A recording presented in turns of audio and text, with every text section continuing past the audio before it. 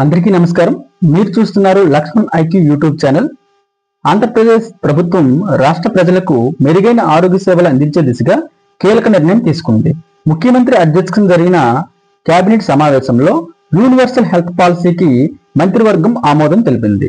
ఆయుష్మాన్ భారత్ ఎన్టీఆర్ వైద్య సేవ పథకం కింద ఈ పాలసీ అమలు చేయనున్నారు. ఈ పథకం ద్వారా రాష్ట్రంలోని ప్రతి కుటుంబానికి సంవత్సరానికి 25 లక్షల వరకు ఉచిత వైద్య చికిత్స అందిస్తారు.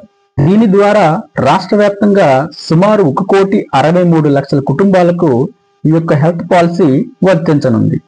రాష్ట్ర వ్యాప్తంగా ఉన్న 2,493 నెట్వర్క్ హాస్పిటల్స్ లో హైబ్రిడ్ విధానం ద్వారా ప్రభుత్వం ఉచిత వైద్య సేవలను అందించనుంది. దీని ద్వారా 3,257 చికిత్సలను ఉచితంగా అందిస్తారు. ఇలాంటి ఉపయోగకరమైన సమాచారంతో కూడిన వీడియోల కోసం మా యొక్క యూట్యూబ్ ఛానల్ ని లైక్ చేయండి, షేర్ చేయండి, సబ్స్క్రైబ్ చేయడం మర్చిపోవద్దు. Thanks for watching. Thank you all.